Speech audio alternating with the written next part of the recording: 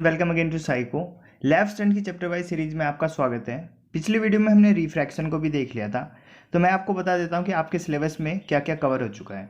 तो फिजिक्स को हमने स्टार्ट कर दिया था, तो फिजिक्स में देखिए हमने क्या क्या खत्म कर दिया। 10th की फिजिक्स में रिफ्लेक्शन हो गया था, ठीक है। आप मेरे साथ इसको कट करते रहिए, जो आपका सिलेबस है आपने जहाँ पे नोट कर रखा है सिलेबस को, वहाँ से आपको इन टॉपिक्स को कट करना है। ओके, रिफ्लेक्शन ऑफ लाइट हो गया, image form by spherical mirror हो गया, centre of curvature, principal axis, focus, focal length, mirror formula, magnification, ये हो गया।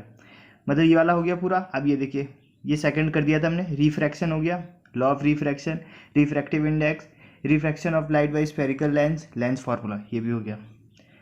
मैग्निफिकेशन हो गया, पावर ऑफ लेंस हो गया, ठीक है। अब आज जो हम करेंगे वो करेंगे ये फंक्शन ऑफ लेंस इन आई, यानी कि ह्यूमन आई के बारे में पढ़ेंगे।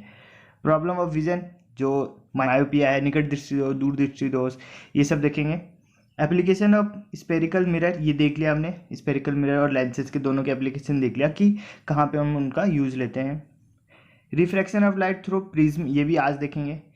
Dispersion of light, scattering of light, application in daily life, ठीक, ये सब हम आज करेंगे, ठीक है। तो बहुत कम टॉपिक्स बच गए हैं जिनको हम आज की वीडियो में ख़त्म कर देंगे। और इसी के साथ आपका ये 3 चैप्टर दे रखे हैं आपके सिलेबस में, तीनों खत्म हो जाएंगे। ओके, और वीडियो हिंदी इंग्लिश दोनों में, ठीक है। मेरे से जितना पॉसिबल होता है मैं उतना ट्रांसलेट कर देता हूँ। ओके, तो आप ये बिल्कुल मत सोचिए कि बिल्कुल ही हिंदी में मिल जाएगी आपको।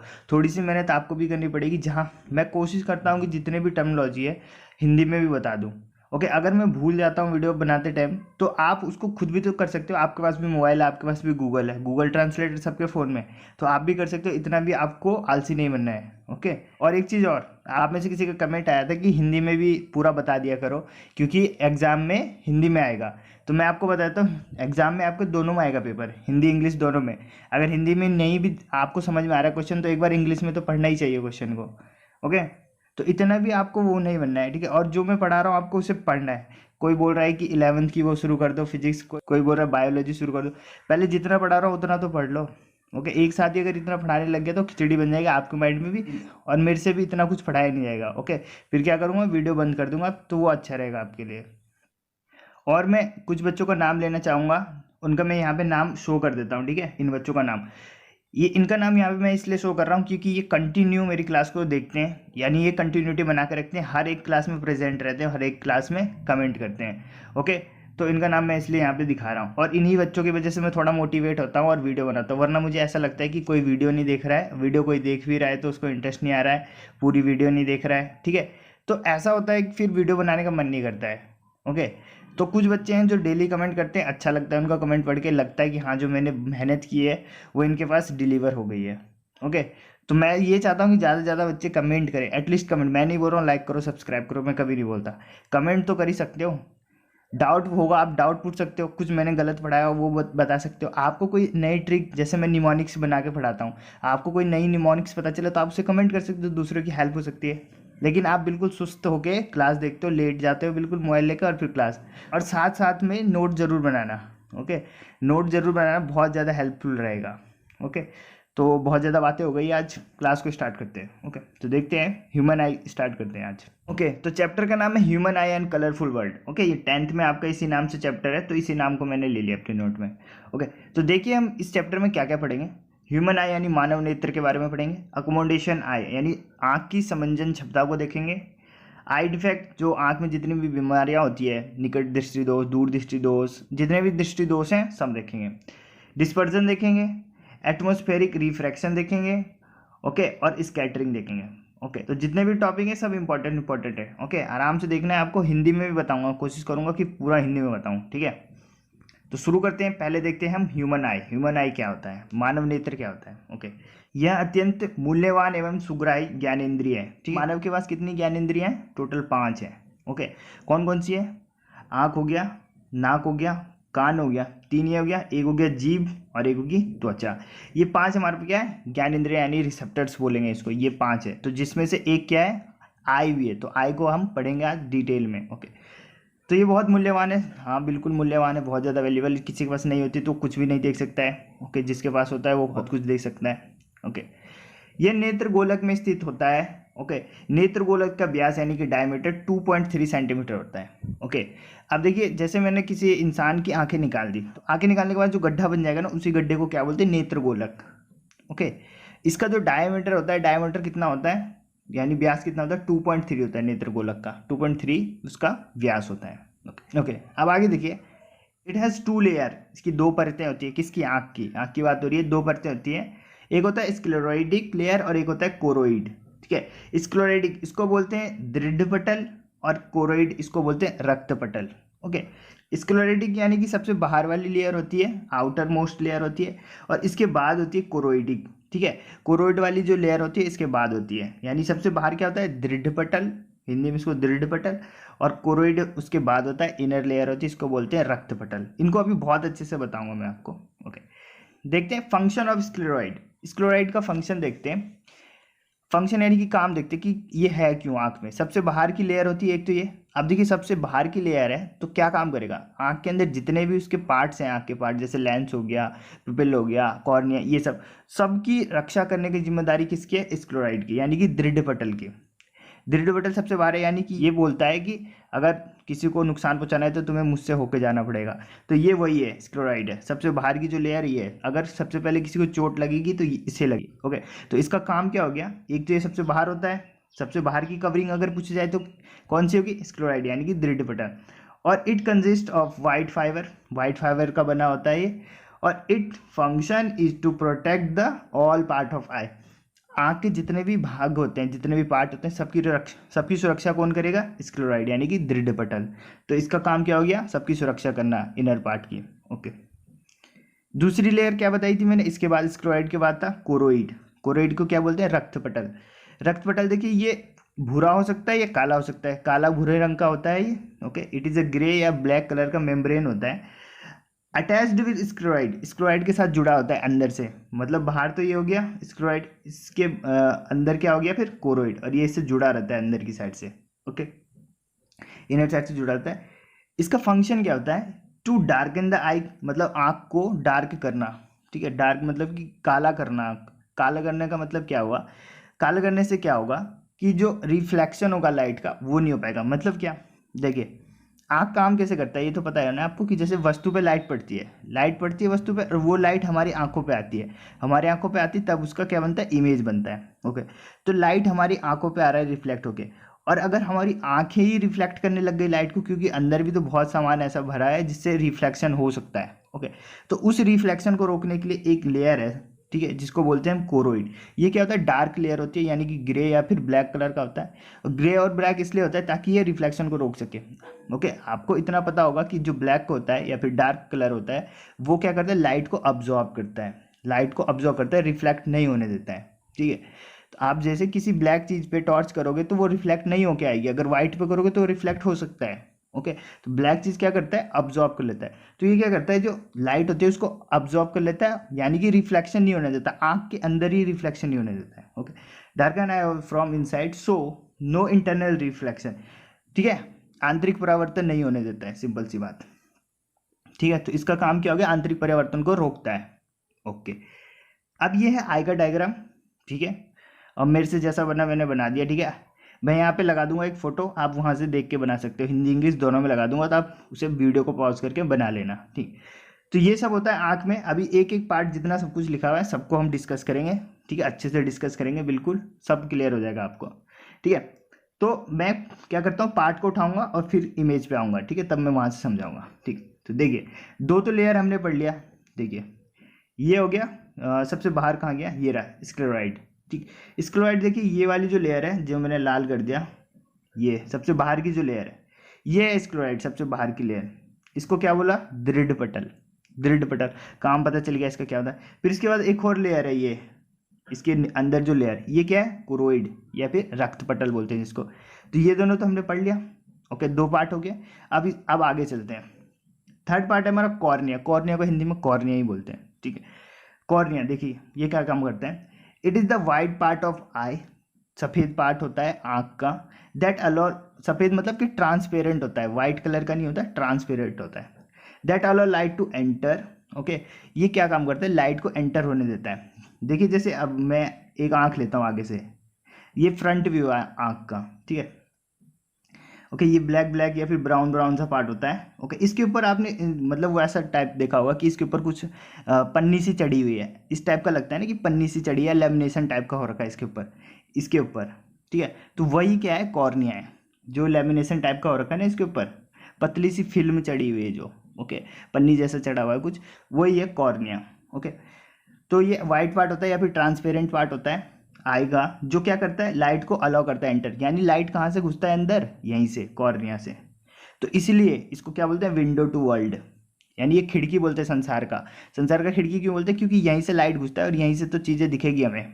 ओके, तो सबसे पहले लाइट कहाँ से एंटर करेगा, कॉर्निया से। क्वेश्चन पूछा गया है ऐसा ही, ठीक है। सबसे पहले लाइट कहाँ एंटर करता है, तो कॉर्निया पे।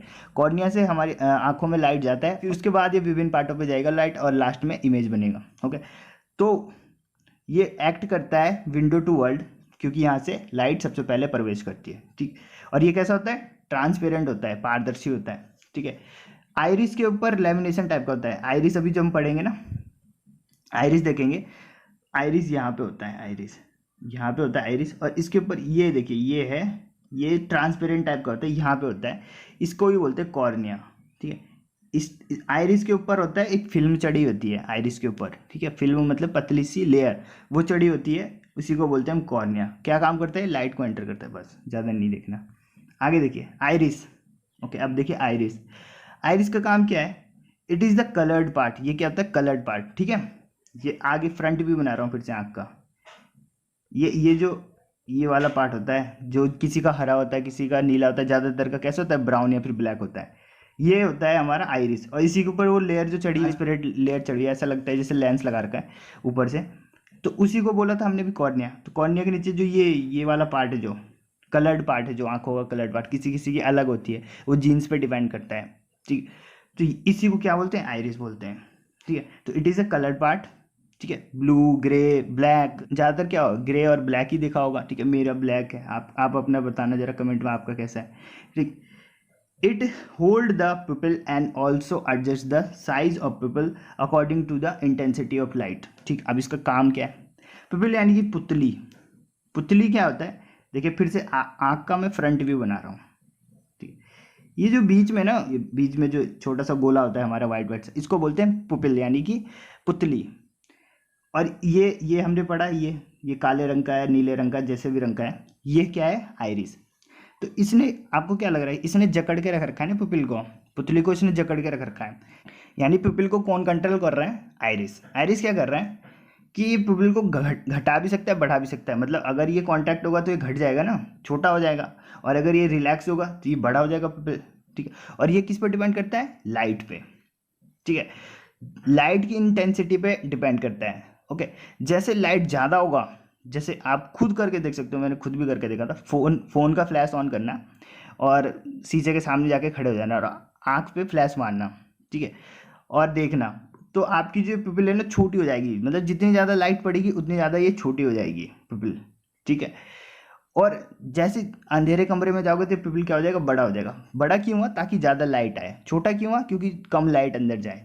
ओके, तो ये अकॉर्डिंग टू इंटेंसिटी, लाइट कितना ज़्यादा आ रहा है उसके अकॉर्डिंग ये अपना शेप चेंज करता है। और इसको कंट्रोल कौन करता है, आइरिस कंट्रोल करता है। ओके, यानी कि और कैसे कंट्रोल करता है, लाइट के अकॉर्डिंग। लाइट ज़्यादा होगी तो वो क्या कर देगा, आइरिस पुपिल को छोटा कर देगा, ठीक है। और अगर कम लाइट होगी तो पुपिल को बड़ा कर देगा। ओके, ये हो गया आइरिस। पुपिल देखते हैं, यानी कि पुतली। पुपिल देखिए क्या होता है, it is a black in colour, black in colour होता है।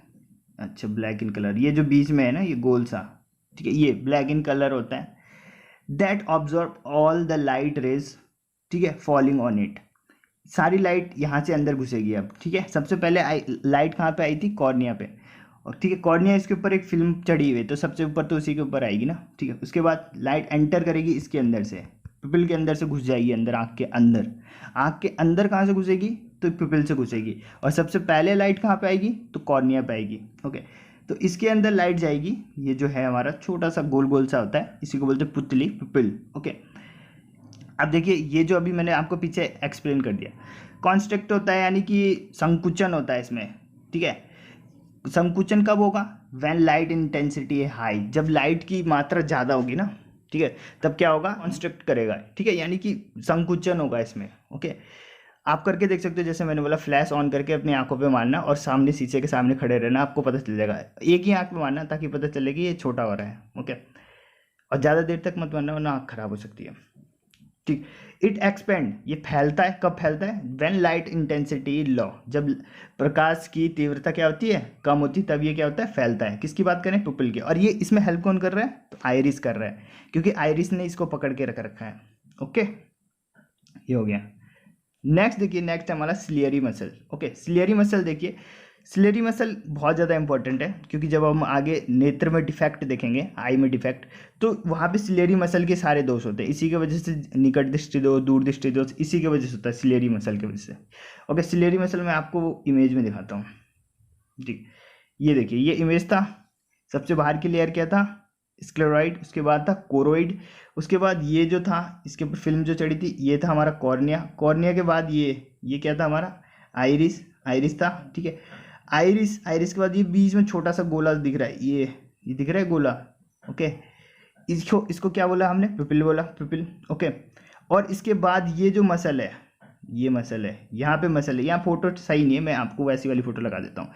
तो इसमें आप देखोगे कि ये वाली जो है ना, ये मसल्स जिसने लेंस को होल्ड करके रखा है। ठीक है, यहाँ पे देखिए, ये कौन सा लेंस दिख रहा है आपको? उत्तल लेंस दिख रहा है ना, यहाँ पे लेंस है, ये वाला लेंस है। लेंस को ऊपर यहाँ से और यहाँ से एक मसल्स ने होल्ड करके रख रखा है। ठीक है, पकड़ के रख रखा है इसने। इसी का नाम क्या है? Ciliary muscle. इसी का नाम क्या है? Ciliary muscle. ओके, अब देखिए ये काम क्या करता है। ठीक है, बहुत ज़्यादा इंपॉर्टेंट मसल है ये। देखिए, इट होल्ड द लेंस, ये क्या करता है? लेंस को पकड़ के रखता है। ठीक, it adjust the focal length of lens. तो फोकल लेंथ, जो हमारी लेंस लगी है आंख में, कौन सा लेंस है? पहली बात तो वो कॉन्वेक्स लेंस यानी कि उत्तल लेंस है। उसकी फोकल लेंथ को कौन कंट्रोल कर रहा है? तो सिलियरी मसल कर रहा है। और इसी की वजह से सारी बीमारियां होगी, अभी आगे पढ़ेंगे जब हम बीमारियों के बारे में। ओके, तो अभी हमें क्या ध्यान देना है कि सिलियरी मसल क्या करता है? लेंस को होल्ड करके रखता है, पहली बात। दूसरी बात, इसका काम क्या है? तो काम क्या है? एडजस्ट करता है किस चीज़ को? फोकल लेंथ को। लेंस की फोकल लेंथ को कौन एडजस्ट करेगा? Ciliary muscle. ओके, अब फोकल लेंथ मैंने आपको बता दिया था, focal length is the distance between object and lens. ठीक है, ऑब्जेक्ट एंड लेंस बोलेंगे या फिर ऑप्टिकल सेंटर से लेकर फोकस तक की दूरी, सिंपल से ये बोल सकते हैं फोकल लेंथ। ओके, ये हो गया सिलियरी मसल। देखिए हम कर क्या रहे हैं, हम क्या कर रहे हैं कि हम बाहर से अंदर की साइड जा रहे हैं और उसके पार्ट डिस्कस कर रहे हैं। सबसे बाहर हमने क्या देखा? स्क्लेरॉइड, स्क्लेरॉइड देखा सबसे बाहर। उसके बाद था कोरोइड। ठीक है, उसके बाद क्या था? कॉर्निया, कॉर्निया के बाद हमने क्या देखा? आइरिस, आइरिस ने किसको पकड़ रखा था? पिपिल को। पिपिल के बाद देखा हमने सिलियरी मसल, सिलियरी मसल ने क्या पकड़ रखा था? लेंस को। तो अब देखेंगे हम लेंस के बारे में। ओके, तो देखिए कहाँ गया? ये रहा लेंस। कॉन्वेक्स लेंस होता है। कौन सा लेंस होता है? कॉन्वेक्स लेंस होता है। जीके का क्वेश्चन बन गया। A cellular structure resembling convex lens. Okay, हमारी बॉडी में कोई भी नॉन लिविंग थिंग नहीं है, यह लेंस सेल की बनी है। ठीक है, ये क्या है? सेल का बना हुआ है, यानी कि ये भी क्या है? जिंदा चीज़ है, जीवित चीज़ है, लिविंग थिंग है। हमारी बॉडी में कुछ भी नॉन लिविंग थिंग नहीं है हमारी बॉडी में। ठीक है, और तो इसमें क्या ध्यान देना था कि लेंस कौन सा है? कॉन्वेक्स लेंस है, बस, बाकी कुछ नहीं। ओके, अब देखते हैं हम रेटिना। ओके, रेटिना को क्या बोलते हैं? दृष्टिपटल। हिंदी में क्या बोलते हैं इसको? दृष्टिपटल। अच्छा, पहले फोटो में दिखा देता हूँ दृष्टिपटल है कहाँ, यानी रेटिना किधर है। ये देखिए, रेटिना इधर है, पीछे की साइड, ये यहाँ पे है रेटिना। ठीक है, यहाँ लाइट आ गई, लेंस से लाइट फोकस होके यहाँ पे पड़ती है रेटिना पे। रेटिना क्या है? स्क्रीन है, पर्दा है, जहाँ पे क्या बनेगा? इमेज बनेगा, सिंपल।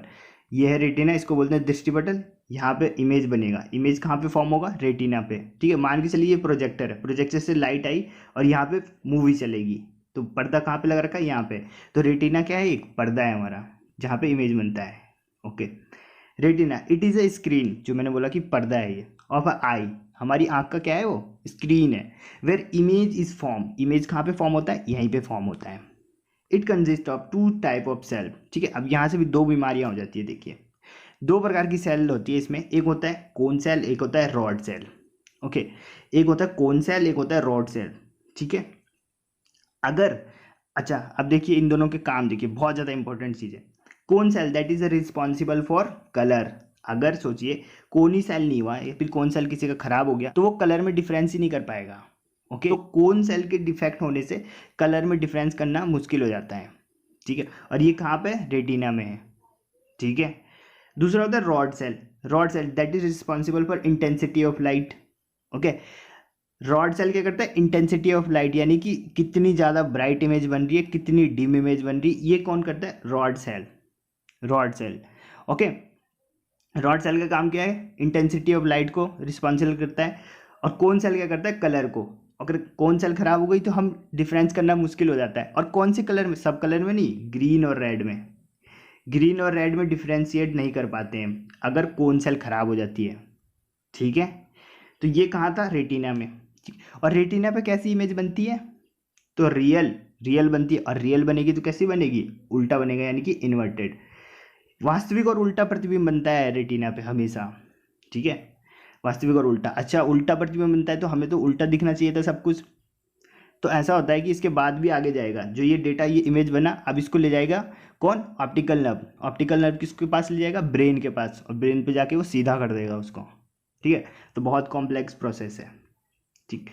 अब देखिए, ये रेटिना के पास में ही होता है एक येलो स्पॉट और एक होता है ब्लाइंड स्पॉट। दो स्पॉट होते हैं, ठीक है। येलो स्पॉट यानी पीत बिंदु, ब्लाइंड स्पॉट यानी कि अंध बिंदु।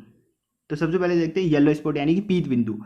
यहाँ पे क्या होता है, सबसे साफ इमेज बनता है। A point on retina where most clear image is form. Retina के जिस बिंदु पर सबसे साफ इमेज बनती है, उसी बिंदु को क्या बोलते हैं, येलो स्पॉट या फिर पीत बिंदु, ठीक।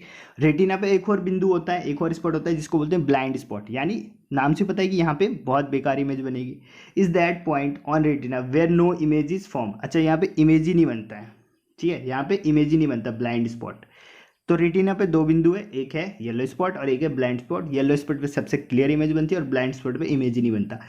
और रेटिना दो सेल से मिलकर बना होता है, कोन सेल और रॉड सेल, ठीक है। शंकु सेल और दंड, हाँ दंड कोशिका, ठीक है। शंकु कोशिका और दंड कोशिका, दो सेलों से मिलकर बना होता है। कोन सेल होता है कलर के लिए और रॉड सेल होता है इंटेंसिटी ऑफ लाइट के लिए, ठीक है। ये हो गया रेटिना, ठीक है, दृष्टिपटल बोलते हैं हिंदी में।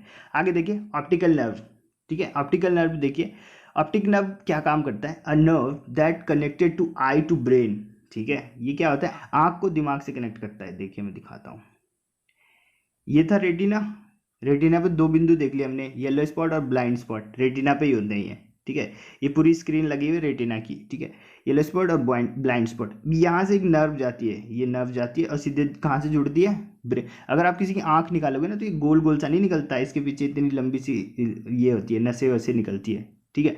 तो ये जो नसें होती है ना लंबी सी, जो आंख तक जाती है बिल्कुल, इसी को बोलते हैं क्या, ऑप्टिक नर्व, ठीक है। इसी को क्या बोलते हैं, ऑप्टिक नर्व। यही क्या करेगा, ये सिग्नल्स भेजेगा। अभी तक तो हमने फिजिकल देखा ना सबको, मतलब कि फिजिक्स के फॉर्म में देख रहे हैं। अब ये क्या करेगा, इसको सिग्नल में चेंज कर देगा। ये यहाँ से हो जाएगा सिग्नल में चेंज और ये फिर ब्रेन के पास जाएगा, ब्रेन उसको सीधा करके देख लेगा। उल्टी इमेज बनी थी जिसको वो सीधा कर लेगा, ठीक है। तो ऑप्टिक नर्व का क्या काम था, a nerve that connect eye to brain, ठीक है। आँख से ब्रेन को कनेक्ट करता है, ठीक है। और क्या करता है, यहाँ से सिग्नल्स भेजता है उसको, ठीक। आगे देखिए, अब देखिए दो फ्लूइड होते हैं हमारे आंखों में, दो तरल पदार्थ भरे होते हैं आंखों में, ठीक है। वो देख लेते हैं, बहुत इंपॉर्टेंट है। एक फ्लूइड का नाम है एक्वस ह्यूमस, जिसको बोलते हैं जलीय द्रव, और एक होता है हमारा विट्रस ह्यूमस, जिसको बोलते हैं कचाभीय द्रव, ठीक है। दोनों को देखते हैं, बहुत सही चीज़ है। देखिए पहले देखते हैं हम एक्वस ह्यूमस, हेडिंग डाल सकते हो आप यहाँ पे, ठीक। देखिए, the fluid is present between cornea and lens. देखिए इमेज दिखाता हूँ मैं आपको, कॉर्निया और लेंस के बीच में, ये देखिए, ये था हमारा कॉर्निया और ये था हमारा लेंस। इसके बीच में ना एक तरल पदार्थ भरा रहता है, यहाँ पे है। इसको क्या बोलते हैं, एक्वस ह्यूमस बोलते हैं, हिंदी में इसको बोलते हैं जलीय द्रव।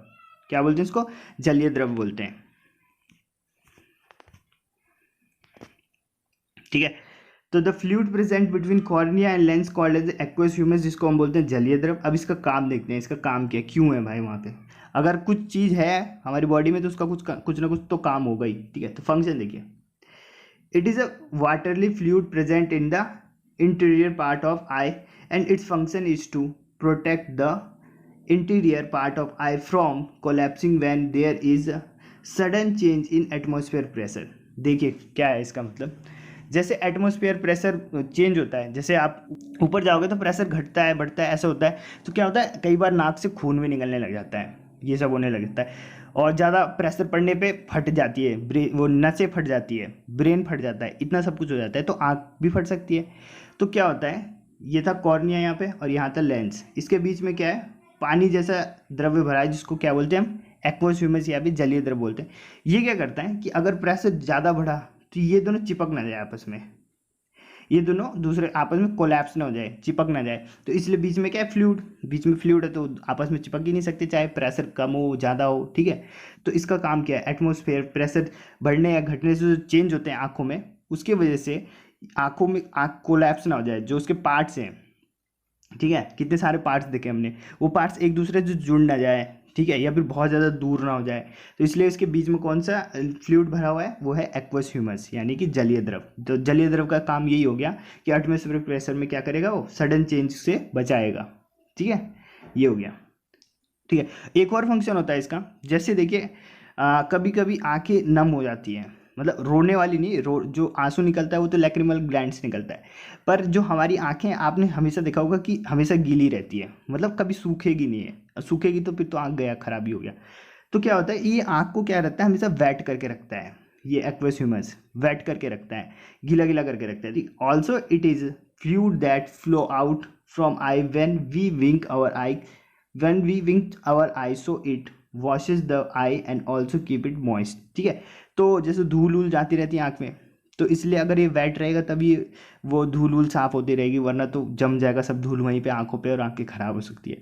और आँखों को क्या करता है, हमेशा मॉइस्ट रखता है, यानी कि थोड़ा गीला गीला सा रखता है, ठीक है। तो ये काम हो गया हमारा एक्वस ह्यूमस का, ठीक है, 2 काम बता दिए मैंने आपको, ठीक। अब आगे देखिए, एक और फ्लूइड होता है हमारे आई में, उसको बोलते हैं विट्रियस ह्यूमस। विट्रियस ह्यूमस कहाँ पे होता है, the fluid present between lens and retina. अब देखिए, ये था कॉर्निया, ये था लेंस और इधर था रेटिना, ठीक है, ये आंख है पूरा, ठीक है। इसके बीच में था एक्वस ह्यूमस और ये जो पूरा इधर है, इधर ये पूरा बड़ा सा है, आंख के बीच में जितनी भी जगह, इस खाली जगह में क्या है, लिक्विड भरा हुआ है। देखिए रियल इमेज में दिखाता हूँ आपको, ये देखिए यहाँ पे तो था एक्वस ह्यूमस, अब ये लेंस है, लेंस और ये रेटिना है, इसके बीच में ये इतना सारा जगह खाली है, इस जगह में क्या भरा हुआ है, इसी जगह में भरा हुआ है हमारा विट्रियस ह्यूमस। विट्रियस ह्यूमस भरा हुआ है जिसको बोलते हैं काचाभ द्रव, ठीक है, ये भरा हुआ है, ठीक है।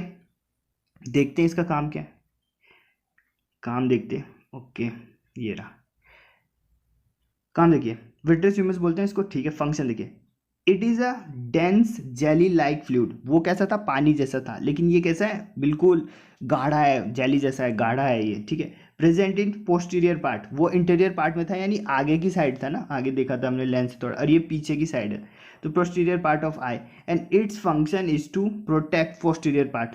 आगे के जितने पार्ट थे, कॉर्निया, पुपिल और आइरिस, उन सबको प्रोटेक्ट कौन करेगा, उन सबको प्रोटेक्ट करेगा एक्वस ह्यूमस, ठीक है।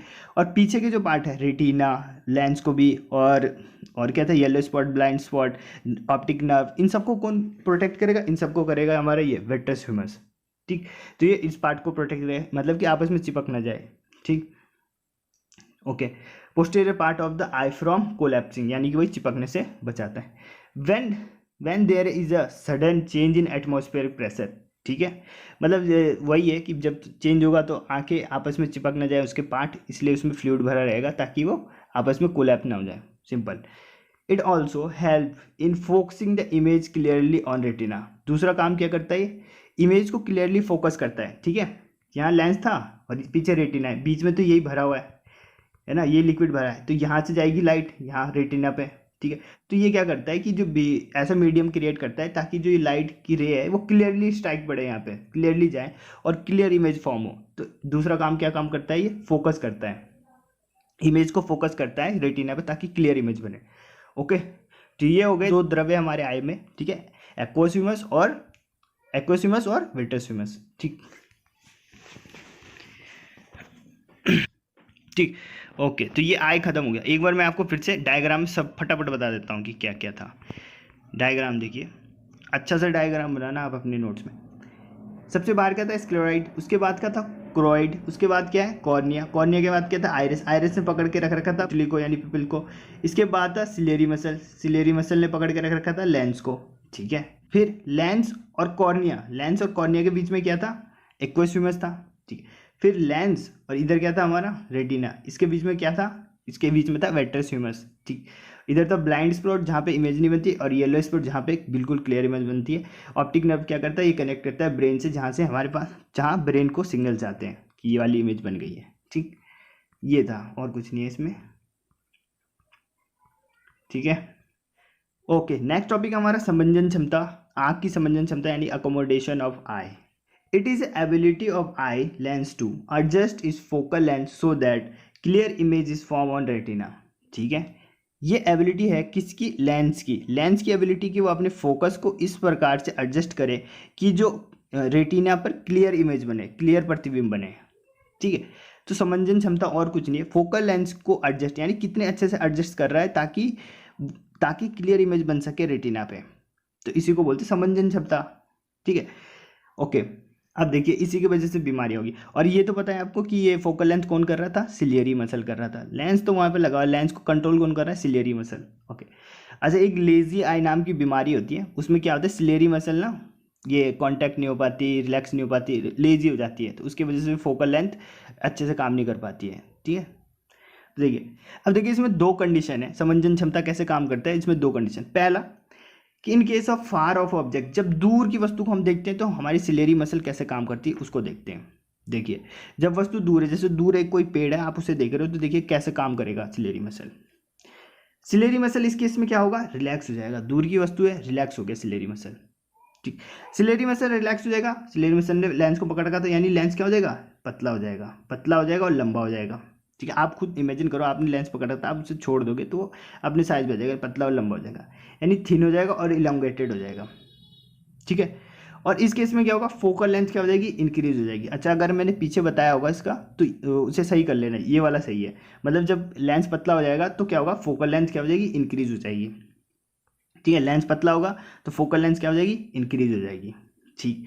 दूसरा कंडीशन देखते हैं, जब ऑब्जेक्ट क्या है, पास में, नियर बाय ऑब्जेक्ट, पास की वस्तु जब हमारे पास में बिल्कुल, ठीक।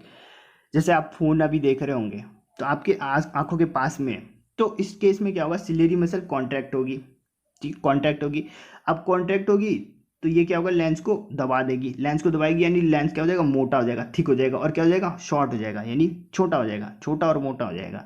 इस केस के में क्या होगा, फोकल लेंथ क्या हो जाएगी, डिक्रीज हो जाएगी, फोकल लेंथ क्या हो जाएगी, इस केस में डिक्रीज हो जाएगी। ओके, तो ये ध्यान रखना है आपको, ठीक है। अब आगे देखिए, आई डिफेक्ट देखते हैं, ठीक है। नेत्र दोष, पहला है हमारा मायोपिया यानी कि निकट दृष्टि दोष। देखिए इसमें क्या होता है, it is the defect in which person is unable to see far off object clearly but can see nearby object. अच्छा, हिंदी मीडियम वालों को इतनी कंफ्यूजन होती है ना, ऐसे से वो बना रखे। देखिए, इंग्लिश वाले तो समझ जाएंगे मायोपिया क्या होता है, हिंदी में देखिए, मैं हिंदी में बताता हूँ। निकट दृष्टि दोष, नाम से तो ऐसे पता चल रहा है निकट दृष्टि दोष यानी कि पास की वस्तु नहीं दिखेगी, लेकिन इसमें उल्टा है, पास की वस्तु तो दिखेगी लेकिन दूर की वस्तु नहीं दिखेगी, निकट दृष्टि दोष ये होता है, ठीक है। और इसको ऐसा क्यों बोलते हैं मैं अभी आपको बताऊंगा, फोकल लेंथ के अकॉर्डिंग बताते हैं, ना कि वस्तु के अकॉर्डिंग बताते हैं, ठीक है। तो निकट दृष्टि दोष यानी कि जब पास की वस्तु तो साफ दिख जाए लेकिन दूर की वस्तु देखने में प्रॉब्लम हो तो उसको बोलते हैं निकट दृष्टि दोष, मायोपिया, ठीक है। It is the defect in which person is unable to see far off object, दूर की वस्तु को देखने में उसको दिक्कत होती है पर पास की वस्तु को क्लियरली देख सकता है, जिसे बोलते हैं निकट दृष्टि दोष। इसका कारण क्या होता है, ciliary muscle do not relax, दूर की वस्तु हम नहीं देख पा रहे हैं, इसका मतलब क्या, सिलेरी मसल रिलैक्स नहीं हो पा रही होगी ढंग से, है ना, अभी देखा ना हमने पीछे, ठीक है। क्या हो रहा था, अगर रिलैक्स होगा तभी तो हम दूर की वस्तु देखेंगे, तो अब ये क्या हो रहा है, रिलैक्स ही नहीं हो पा रहा है। अब रिलैक्स ही नहीं हो पा रहा है इसका मतलब क्या, लेंस मोटा का मोटा ही रह जा रहा होगा, है ना, मोटा और छोटा ही रह जा पा रहा होगा, तभी तो रिलैक्स नहीं होगा, उसको दबा के रख रखा उसने तो मोटा रह जा रहा होगा। अब क्या होगा इस केस में, lens do not elongate, lens लंबा नहीं होता है properly due to which focal length does not increase, इससे क्या होगा, फोकल लेंथ नहीं बढ़ता है। अभी हमने देखा कि लेंस जब तक पतला नहीं होगा तब तक उसका फोकल लेंस बढ़ेगा नहीं, तो इस केस में फोकल लेंस बढ़ता ही नहीं। अब फोकल लेंस बढ़ ही नहीं रहा है तो as a result no clear image is form, तो इस कंडीशन में क्या हो रहा है कि अच्छी इमेज नहीं बन पा रही है रेटिना पे, ठीक है। रेटिना से पहले ही इमेज बन जाता है, ठीक है। ओके, जैसे ये आई था, ठीक है, ये लेंस है यहाँ पे, ठीक है, और ये रेटिना है, ये बना दिया मैंने, ठीक है। बननी चाहिए थी यहाँ पे इमेज, बन जाएगी यहीं पे इमेज, यहाँ पे बन जाएगी। अब देखिए क्या हो रहा है, इसलिए इसका नाम निकट दृष्टि दोष क्यों पड़ा है, बननी चाहिए थी यहाँ पे, उससे पहले ही बन गया, उससे निकट बन गया, पहले ही बन गया, इसलिए बोलते हैं इसको निकट दृष्टि दोष। ठीक है, ना कि ऑब्जेक्ट के फॉर्म में बोलते हैं। कहाँ पे इमेज बन रहा है उसके फॉर्म में बोलते हैं निकट है या दूर है। तो इमेज क्या हुआ, रेटिना से पहले ही बन गया। रेटिना से पहले क्यों बन गया, क्योंकि इसकी फोकल लेंथ बढ़ी नहीं, फोकल लेंथ बढ़ती तभी तो इमेज को यहाँ पे बढ़ाता। ठीक है, फोकल लेंथ बढ़ी नहीं तो ये पहले ही बना दिया उसने, रेटिना यहाँ है, उसने यहाँ ही पे इमेज बना दिया, पहले ही बना दिया इमेज। ठीक है, समझ में आ गया।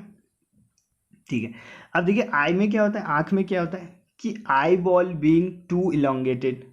आई बॉल जो होता है हमारे जो आंख, जो हमने क्या बोला था शुरू में, क्या पढ़ा था उसका, नेत्र गोलक। हाँ, नेत्र गोलक क्या होता है, इलोंगेटेड हो जाता है, लंबा हो जाता है। ठीक है, और converging power of lens being too high, lens की कन्वर्जिंग पावर बहुत ज़्यादा हाई हो जाती है। कन्वर्जिंग मतलब कि अभिसारी पढ़ा था ना, कन्वर्जिंग, अभिसारी मतलब एक जगह फोकस करने की पावर। तो ये क्या करता है, पहले ही फोकस कर दे रहा है ना, फोकस तो उसको दूर में करना चाहिए था, तो पहले ही फोकस करने का मतलब क्या है, ज़्यादा उसकी कन्वर्जिंग पावर बन गई है, क्योंकि लेंस तो मोटा हो रखा है ना, उसको पतला होने ही नहीं दे रहे हैं। ठीक है, पतला होने ही नहीं दे रहे हैं, इसलिए क्या हो रहा है वहाँ पे, और उसकी जो कन्वर्जिंग पावर है वो ज़्यादा हो जा रही है। ठीक है, और इमेज क्या हो रहा है, पहले बन जा रहा है रेटिना से पहले। तो ये तो आई के अंदर हो रहा है। ठीक है, अब इसको दूर भी किया जा सकता है। दूर कैसे कर सकते हैं, बाय यूजिंग कॉनकेव लेंस। ठीक है, ट्रिक क्या था, अवनी उर्दू। ठीक है, ये निमोनिक है। अवतल लेंस किसके लिए, निकट दृष्टि दोष के लिए। उत्तल लेंस किसके लिए, दूर दृष्टि दोष के लिए। ठीक है, याद हो जाएगा। कॉनकेव लेंस लगाएंगे, कॉनकेव लेंस लगाने से क्या होगा, खुद सोचो। कॉनकेव लेंस हमने आगे लगा दिया है। ठीक है, ये लेंस था। अब क्या करेगा कॉनकेव लेंस, कॉनकेव लेंस क्या होता है, अपसारी होता है ना, मतलब फैलाता है ना कॉनकेव लेंस, और ये कर रहा था डाइवर्ज कर रहा था, तो इसकी पावर को थोड़ा कैंसिल कर देगा वो। देखिए फिर से बोल रहा हूँ, अभी हमने पीछे क्या पढ़ा था कि जो कॉनकेव लेंस होता है वो क्या होता है, डाइवर्जिंग लेंस होता है, और इसकी क्या बढ़ गई है, कन्वर्जिंग पावर बढ़ गई। इसको तो हमें कैंसिल करना है थोड़ा, कन्वर्जिंग पावर थोड़ी कम हो जाएगी तो सही जगह इमेज बनेगी। तो इसके लिए हमने क्या लिया, एक डाइवर्जिंग लेंस ले लिया। डाइवर्जिंग लेंस ले लिया तो ये क्या करेगा, डाइवर्ज कर देगा, फिर ये आगे जाके थोड़ा कन्वर्ज करेगा तो सही जगह पे इमेज बन जाएगी। ठीक है, समझ में आ गया। दूसरा देखिए हाइपरमेट्रोपिया। ठीक है, हाइपरमेट्रोपिया देखिए इसमें क्या होता है, इसको बोलते हैं दूर दृष्टि दोष। दूर दृष्टि दोष यानी कि दूर की चीज़ें तो ठीक से दिखेगी, लेकिन पास की चीज़ें देखने में दिक्कत होगी। ठीक है, पास पास का नहीं दिखता पर दूर का दिखता है। ठीक है, पास का नहीं दिखेगा, दूर का दिखेगा। ओके, इसका कारण क्या है, ciliary muscle do not contact. इसमें क्या होता है, सिलेरी मसल कॉन्ट्रैक्ट ही नहीं होता, संकुचन ही नहीं होता उसमें। इससे क्या होगा, lens do not become thick. आप देखिए कॉन्टैक्ट ही नहीं हो रहा तो लेंस पतला का पतला ही रह जाएगा। ठीक है, तो ये थिक नहीं होता यानी मोटा नहीं होता। मोटा नहीं होगा इसका मतलब क्या होगा, उसकी फोकल लेंथ कम ही नहीं होगी, मतलब बढ़ी रहेगी हमेशा focal length. Focal length does not decrease, इसकी फोकल लेंथ कम ही नहीं होगी। अब फोकल लेंथ कम नहीं होगी तो क्या होगा, इमेज क्या होगा, भाई फोकल लेंथ ज़्यादा है तो इमेज बनाना था उसने रेटिना पे, बनाएगा वो रेटिना के भी आगे। ओके, तो देखिए इमेज के थ्रू समझते हैं। ये क्या था, कॉर्निया, यहाँ लेंस बना दिया मैंने, और ये रेटिना। ठीक, ओके, तो यहाँ से इसमें क्या हो रहा है कि ये पतला का पतला ही रह जा रहा है, कांटेक्ट ही नहीं हो रहा है। ये पतला हो जा रहा है तो इसकी फोकल लेंथ क्या होगी, ज़्यादा होगी। फोकल लेंथ ज़्यादा होगी तो क्या कर रहा है, इमेज यहाँ बना रहा है, यहाँ पे बना रहा है। बनाना कहाँ था, यहाँ पे बनाना था। अब इमेज रेटिना से दूर बन रहा है, इसलिए इसको बोलते हैं दूर दृष्टि दोष। ठीक है, आज पता चल गया कि दूर दृष्टि दोष और निकट दृष्टि दोष क्यों बोलते हैं। ठीक है, रेटिना से दूर बन रहा है इसलिए दूर दृष्टि दोष। ठीक है, आंखों में क्या होता है, आंख में देखिए क्या होता है, आई बॉल जो होता है हमारी टू शॉर्ट हो जाती है, बहुत छोटी हो जाती है, और converging power of lens being too low. ठीक है, अभी सारी जो पावर होती है लेंस की वो क्या हो जाती है, बहुत ज़्यादा कम हो जाती है। वहाँ पे क्या था, बहुत ज़्यादा हाई हो जा रही थी, यहाँ पे क्या हो जा रही, कम हो जा रही है। हमारी फोकस मतलब कि फोकस हमें जहाँ पे करना था फोकस नहीं हो पा रहा है, आगे हो रहा है फोकस। करेक्ट कैसे करेंगे, एक कन्वर्जिंग लेंस लगा देंगे। कन्वर्जिंग लेंस कौन सा होता है, कॉन्वेक्स होता है। अरे एक दिक्कत क्या आ रही थी, कन्वर्ज नहीं हो रहा था इमेज। कन्वर्ज करने के लिए हमें क्या करना है, कन्वर्जिंग लेंस लगा देंगे। तो कन्वर्जिंग लेंस लगा दिया हमने, लो कॉन्वेक्स लगा दिया। कॉन्वेक्स लगा दिया, इधर भी कॉन्वेक्स है, इधर भी कॉन्वेक्स है, और ये रेटिना था, इमेज यहाँ बन रहा था। तो जब ये क्या करेगा, पहले कन्वर्ज करेगा, ये फिर और कन्वर्ज करेगा तो यहाँ पे बन जाएगा इमेज, रेटिना पे बन जाएगा। ठीक है, और रेटिना पे हमें क्लियर इमेज प्राप्त हो जाएगा। तो ये था निकट दृष्टि दोष और दूर दृष्टि दोष। ये आशा करता हूँ कि आपको समझ में आ गया होगा, नहीं समझ में आया तो दोबारा देख लेना। तीसरी बीमारी क्या है, प्रेसबायोपिया, इसको बोलते हैं जरा दूर दृष्टि दोष। इसमें क्या होता है, उम्र बढ़ने के साथ साथ with gradual increase in age, our ciliary muscle like other muscle weakness. हमारी जैसे उम्र बढ़ता है तो हमारी बॉडी की जितनी मसल होती है क्या होती है, वीक होने लग जाती है, कमजोर होने लगती है। तो आँख में भी सिलेरी मसल है, वो भी कमजोर होगी। ठीक है, तो उम्र बढ़ने के साथ आँख की जो सिलेरी मसल है वो कमजोर होने लग जाएगी। इससे क्या होगा, इट कांट कॉन्ट्रैक्ट और रिलैक्स, मतलब कि ढंग से ना तो कॉन्ट्रैक्ट हो पाएगा ना रिलैक्स होगा, क्योंकि पावर ही नहीं है उसमें। ठीक, एज ए रिजल्ट क्या होगा, person can't see near by, और मतलब इसमें क्या होगा, अब ना तो वो ढंग से कॉन्टैक्ट हो पा रहा है और ना ही रिलैक्स हो पा रहा है, यानी इसको दोनों प्रकार की बीमारी हो जाएगी, दूरदृष्टि दोष भी हो जाएगी या निकट दृष्टि दोष भी हो जाएगी। ठीक है, तो इसी को बोलते हैं जरा दूरदृष्टि दोष। ठीक कर सकते हैं, कर सकते हैं, क्या करेंगे, बायफोकल लगा लेंगे। बायफोकल लेंस का मतलब क्या हुआ, उत्तर और अवतल दोनों हो जिसमें, ठीक है, उत्तर अवतल दोनों हो जिसमें, वो लगा देंगे तो ये ठीक हो जाएगा। ठीक है, एक हद तक ठीक होगा। अब ज़्यादा ही एज हो गई तो चश्मा लगा के भी नहीं होता, ज़्यादा ही एज हो गई तो कितना भी चश्मा लगाओ तो नहीं दिखेगा, क्योंकि सिलेरी मसल ही नहीं काम कर रही, तो कितना चश्मा लगाओ कितना लेंस लगाओ कुछ नहीं होने वाला। ओके, अब देखते हैं प्रिज्म से अपवर्तन, रिफ्रैक्शन बाय प्रिज्म। देखिए, प्रिज्म दो त्रिभुजाकार आधार, प्रिज्म देखा होगा उसमें दो त्रिभुजाकार आधार होते हैं, ठीक है, और तीन आयताकार पार्श्व पृष्ठ होते हैं। अगर त्रिभुज प्रिज्म को देखोगे आप तो दो तो उसमें ट्राइंगुलर क्या होते हैं, बेस होते हैं, और चार क्या होते हैं उसमें, आयताकार आयताकार पृष्ठ होते हैं, यानी आयताकार साइड्स होते हैं। ढंग से इमेज बना लो माइंड में, एक इधर होगा एक इधर होगा एक इधर होगा एक इधर होगा, ठीक है, और दो क्या होंगे, त्रिभुजाकार बेस होंगे।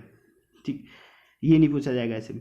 प्रिज्म के दो पार्श्व फलकों के बीच का कोण, ये ऐसे है ना जैसे, तो ये जो बीच का कोण है इसको क्या बोलते हैं, प्रिज्म कोण बोलते हैं, प्रिज्म एंगल बोलते हैं। ठीक, इसको बोलते हैं प्रिज्म एंगल। ठीक, ये आगे दे रखा है आपको 11th नहीं 12th की जो मॉडर्न फिजिक्स है वहाँ पे दे रखा है इसको बहुत अच्छे से, तो वहाँ पे पढ़ेंगे। ओके, आगे देखिए, आपतित किरण एवं निर्गत किरण के बीच के कोण को क्या बोलते हैं, विचलन कोण कहते हैं। प्रिज्म है, प्रिज्म पे एक कोण, ये किरण आ रही है, इसको बोलते हैं आपतित किरण। इसके बाद ये क्या होगा, निर्गत हो जाएगी, यानी बाहर निकल रही है, तो इसको बोलते हैं निर्गत। इसके बीच में एक एंगल बन रहा है, ये इसको वो क्या बोलते हैं, इसको बोलते हैं विचलन कोण, एंगल ऑफ डेविएशन बोलते हैं। ठीक है, एंगल ऑफ डेविएशन ये। ठीक, आगे देखिए डिस्पर्जन यानी विक्षेपण देखिए, वर्ण विक्षेपण पढ़ेंगे, किसने की थी इसकी खोज, न्यूटन ने। ठीक है, it is defined as phenomena of splitting of light into 7 colour. जो हमारा प्रकाश होता है, सूर्य का प्रकाश होता है, उसको बोलते हैं श्वेत प्रकाश, सफेद होता है वो। ठीक है, श्वेत प्रकाश, उसको जब हम प्रिज्म में से गुजारेंगे तो 7 कलर में डिवाइड हो जाता है। इसी घटना को क्या बोलते हैं, डिस्पर्जन या फिर विक्षेपण। और ये किसने किया था इसकी खोज किसने की थी, तो न्यूटन ने की थी, ये भी याद रखना। कौन कौन से कलर में टूटता है साथ, तो इसके लिए तो ये पता ही होगा आपको, विबग्योर से आपको याद रखना है। सबसे नीचे क्या होता है, वायलेट, ऊपर क्या होता है सबसे ज्यादा, रेड होता है। ठीक है, अच्छा, सबसे ज्यादा विचलन किसका हुआ, वायलेट का हुआ। विचलन कौन क्या था, ये था निर्गत, और इसके टकरा के ऐसे चल गया, तो सबसे ज्यादा देखिए, सबसे ज्यादा नीचे कौन मुड़ा, वायलेट मुड़ा। सबसे कम कौन मुड़ा, तो रेड मुड़ा। ठीक, तो सबसे ज्यादा विचलन किसका हुआ, वायलेट का हुआ। अभी देखते हैं मैक्स वेवलेंथ किसकी थी। हाँ, अब यहाँ से क्वेश्चन कैसे आता है देखिए, मैक्स वेवलेंथ पूछेगा, मैक्स फ्रीक्वेंसी पूछेगा। ठीक है, सबसे ज़्यादा कौन विचलित हुआ ये पूछेगा, सबसे कम विचलित कौन हुआ। तो देखिए विबग्योर से तो आपको ऐसे याद रखना है, वी सबसे नीचे रहेगा, आर ऊपर रहेगा। ठीक है, जब नीचे से ऊपर जाएंगे तो वेवलेंथ बढ़ेगा, मतलब इसकी वेवलेंथ कम है, इसकी कम है, इसकी कम है, रेड की सबसे ज़्यादा वेवलेंथ है, यानी वायलेट की वेवलेंथ सबसे कम है, रेड की सबसे ज़्यादा है। ठीक, और ऊपर से नीचे आएंगे तो फ्रीक्वेंसी बढ़ेगा, बस इतना याद रखना, नीचे से ऊपर जाएंगे वेवलेंथ बढ़ेगा, ऊपर से नीचे आएंगे फ्रीक्वेंसी और पावर भी लिख लेना यहाँ पे, पावर बढ़ेगा। यानी रेड की पावर क्या, पावर या फिर फ्रीक्वेंसी सबसे कम है। ठीक है, फ्रीक्वेंसी यानी कि आवृत्ति कम है, और वेवलेंथ यानी कि तरंग दैर्ध्य। रेड की फ्रीक्वेंसी सबसे कम और सबसे ज़्यादा फ्रीक्वेंसी किसकी होती है, वायलेट की फ्रीक्वेंसी होती है।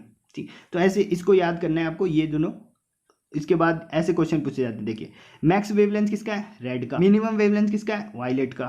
ठीक है, मैक्स फ्रीक्वेंसी किसका है, वायलेट का। मिनिमम फ्रीक्वेंसी किसका है, रेड का। लीस्ट डेविएट कौन हुआ, मतलब विचलित सबसे कम कौन हुआ, तो रेड हुआ, रेड सबसे कम विचलित हुआ। ठीक है, सबसे ज़्यादा डेविएट कौन हुआ, वायलेट हुआ डेविएट। ठीक है, तो इस प्रकार से इस पर क्वेश्चन बनते हैं। ठीक, आगे देखिए, rainbow Indradhanush is a natural phenomena of showing dispersion. Dispersion का एक प्राकृतिक जो फिनोमिना है, उदाहरण बोले, ठीक है, वो क्या है, रेनबो यानी इंद्रधनुष का बनना। ठीक, आगे अब देखिए एटमॉस्फेरिक रिफ्रैक्शन, ठीक है। वायुमंडलीय अपवर्तन, वायुमंडलीय अपवर्तन बहुत इंपॉर्टेंट है, इस वजह से हमें तारे जो है चमकते हुए दिखाई देते हैं, ठीक है। तो वायुमंडलीय अपवर्तन देखते हैं क्या, it is due to different layer of atmosphere. हमारा जो वातावरण है उसमें अलग प्रकार के लेयर हैं। कौन कौन से लेयर, ट्रोपोस्फेयर, ठीक है, स्ट्रेटोस्फेयर, ठीक है, उसके बाद क्या, तो मीजोस्फेयर, आइनोस्फेयर, एक्सोस्फेयर, ठीक है, 5-6 लेयर हैं। तो अलग अलग टाइप की लेयर है, सब में कहीं पे टेम्परेचर ज़्यादा होता है, कहीं पे आयंस पाए जाते हैं, कहीं पे कुछ, तो सब में अलग है। तो इस डिफरेंस, इस वेरिएशन के कारण क्या होता है, अपर वन रेयर, जो ऊपर की लेयर होती है वो क्या होती है, रेयरर होती है, एक्सोस्फेयर वाली, एक्सोस्फेयर, उसके बाद ये आइनोस्फेयर, ये सब मीजोस्फेयर, ये सब क्या है, रेयरर है, यानी कि विरल है। और जो नीचे वाली, नीचे नीचे संघन क्यों, क्योंकि यहाँ वायु भी तो है, वायुमंडल भी है ना, ऑक्सीजन, नाइट्रोजन, ये सब नीचे ही पाया जाता है ट्रोपोस्फेयर में, ऊपर नहीं मिलेगा आपको कुछ भी, ठीक ठीक। तो और नीचे की लेयर क्या होती है, डेंसर होते जाती है, ठीक। And rare and layer closer to earth surface is denser, पृथ्वी सतह से जो पास की लेयर होती है वो क्या होती है, डेंसर होती है, डेंसर यानी सघन होती है। और पृथ्वी सतह से जो दूर की लेयर होती है वो क्या होती है, रेयर यानी विरल होती है। अब क्या हुआ, रेयरर और डेंसर से क्या हुआ, तो हमने पढ़ा तो था अपवर्तन में कि जब कोई प्रकाश किरण रेयरर से डेंसर में आती है तो क्या होता है, उसका विचलन हो जाता है उसके मार्ग से, है ना, ये पढ़ा था हमने। ये था रेयरर, ये था डेंसर, जब कोई प्रकाश किरण, और ये था हमारा नॉर्मल यानी अभिलंब। रेयरर से डेंसर में आएगा तो क्या होगा, वो अभिलंब की ओर झुक जाएगा, ये पढ़ा था ना हमने, अभिलंब की ओर झुक जाएगा और उसकी स्पीड क्या हो जाएगी, कम हो जाएगी, पढ़ा था, ठीक। ओके, तो ये था। अब इसके उदाहरण क्या है, ट्विंकलिंग ऑफ स्टार, ठीक है, यानी कि तारों का चमकना, ठीक है, तारों का चमकना क्या है, इसी का उदाहरण है वायुमंडलीय अपवर्तन का। Sun appears bigger during sunset and sunrise, ठीक है, जब सूर्य उगता है और सूर्य डूबता है तो उस समय हमें सूर्य बहुत बड़ा दिखाई देता है, उसका कारण भी यही है, atmospheric refraction. Because the ray of light travel through maximum length of atmosphere, इस कंडीशन में क्या होता है, देखिए, जब ये देखिए अर्थ सरफेस है, सूरज जब भी डूबेगा या फिर उगेगा, ठीक है, जब भी सूर्यास्त होगा या फिर सूर्योदय होगा, तब क्या होगा, सूर्य यहाँ पे होगा ना, क्षितिज पे बोलते हैं इसको, क्षितिज पे, यहाँ पे, फिर ऐसे आता है, ऐसे ऐसे इस टाइप का आता है, ठीक। इस यहाँ पे क्या है, ये मिनिमम डिस्टेंस है, बहुत कम डिस्टेंस, और यहाँ पे देखिए सबसे ज़्यादा डिस्टेंस। दूरी होने के कारण क्या होगा, रिफ्लेक्शन मैक्सिमम पे होगा, अपने मैक्सिमम पे होगा। इसकी वजह से क्या होगा, जो इमेज है वो हमारी आंखों को बड़ा दिखाई देगा, ज़्यादा, सिंपल सी बात है, ज़्यादा अपवर्तन होगा तो इमेज भी क्या दिखेगा, हमें बड़ा ही दिखेगा। ओके, ये परिघटना भी क्या है, वायुमंडलीय अपवर्तन से जुड़ा हुआ है। और एक ये एग्जाम में पूछा गया था अभी, ड्यू टू एटमॉस्फेरिक रिफ्रैक्शन, वायुमंडलीय अपवर्तन के कारण sun is seen 2 minute earlier than its sunrise when it comes close to the horizon. सूर्य जब उगता है उससे पहले ही हमें 2 मिनट पहले ही हमें सन दिखाई दे देता है, इसी फिनोमिना के कारण। यानी कि जब ये यहाँ पे आया भी नहीं, यहीं पे था, तभी हमें इसकी वो दिख गई, तभी दिख जाता है हमें सूर्य। किसकी वजह से दिखता है, अपवर्तन के कारण दिख जाता है, अपवर्तन के कारण, यानी 2 मिनट पहले ही हमने इसको देख लिया। और जब ये डूबता है तभी भी हम 2 मिनट पहले ही देख, मतलब डूब गया, वो चला गया नीचे, सूर्यास्त हो गया, फिर भी हम 2 मिनट बाद तक देख पा रहे हैं, क्यों, क्योंकि ये अपवर्तन के कारण। तो 2 मिनट पहले देख पाते हैं और 2 मिनट बाद तक देख पाते हैं, यानी 4 मिनट टोटल। तो टोटल हम 4 मिनट ज़्यादा इंजॉय कर पाते हैं सूर्य को देखने में, किसकी वजह से, इसी की वजह से, एटमॉस्फेरिक रिफ्रैक्शन की वजह से। ये कुछ फिनोमिना थे। अब देखते हैं आगे, स्कैटरिंग ऑफ लाइट, यानी कि प्रकीर्णन, the process in which light is transmit in all direction when it is incident on the particle which has greater diameter. ठीक, स्कैटरिंग क्या होता है, जब लाइट की किरण पार्टिकल्स यानी कि अणुओं पर पड़ता है, ठीक है, तो क्या होता है, वो उसको फैला देता है, ठीक है। देखिए ये वायुमंडल में क्या है, कण है छोटे छोटे, जिसको बोलते हैं पार्टिकल्स। इसके ऊपर लाइट पड़ता है तो ये ऐसे टकराते हैं, स्कैटर होते रहते हैं, इसे इधर इधर इधर फैलाता रहता है इसको, ठीक है, ऑल डायरेक्शन में। तो ऑल डायरेक्शन में ये ट्रांसमिट होने लग जाता है, तो क्या हो गया, स्कैटर हो गया ना। स्कैटर मतलब हिंदी में उसे बोलते हैं बिखेरना, बिखर गया ये। किसकी वजह से बिखरा, जो वायुमंडल में वो है पार्टिकल्स हैं, अणु है, उसकी वजह से ये क्या हो गया, बिखर गया, ठीक है। तो इसी घटना को क्या बोल रहे हैं हम, स्कैटरिंग बोल रहे हैं, ठीक है। The process in which light is transmitted in all direction, सभी डायरेक्शन में जा रहा है, ठीक है, कणों की वजह से। When it incident on the particles which has greater diameter, और डायमीटर बड़ा होना चाहिए, छोटे जो पार्टिकल्स होंगे उनके द्वारा नहीं हो पाएगा स्कैटर। ठीक, इसकी वजह से देखिए क्या होता है, आसमान का रंग हमें नीला दिखाई देता है। ठीक, अगर इसका कारण पूछे कि कारण क्या है, तो कारण, इसका कारण है वायलेट, इंडिगो, ब्लू। ये जो कलर है, ये विबग्योर में जो हमने देखा, ये जो पार्टिकल के द्वारा इनकाउंटर किए जाते हैं, मतलब इनको रिमांड पे लिया जाता है इन कलरों को। ठीक, इससे क्या होता है कि इनको ऑब्जॉर्व कर लेते हैं पार्टिकल्स और फिर इसको स्कैटर करते हैं। यानी कि स्कैटर कौन से कलर होते हैं ज़्यादा, ये वाले वायलेट, इंडिगो, ब्लू, ये ज़्यादा स्कैटर होंगे, इसलिए आसमान का रंग भी ऐसा ही दिखेगा। ठीक है, नेक्स्ट फिनोमेना है वाई सन अपीयर येलो, सूर्य पीला क्यों दिखाई देता है? तो सेम वही कारण जो ऊपर देखा ना, वायलेट, इंडिगो, ब्लू, ये कलर क्या होते हैं, स्कैटर हो जाते हैं। जो अपर की एटमोस्फेयर है वहीं पे ये क्या हो जाते हैं, स्कैटर हो जाते हैं। सो द रिजल्टेंट लाइट, जो बचा हुआ लाइट है वो क्या होता है, येलो। ठीक, आगे देखिए एक और phenomena, why sky appear dark to an astronaut, जो अंतरिक्ष यात्री होते हैं उनको अंतरिक्ष काला क्यों दिखाई देता है? क्यों दिखा देता है वो काला? क्योंकि अंतरिक्ष में पार्टिकल्स नहीं है, वैक्यूम है ना, वहाँ पे वैक्यूम है।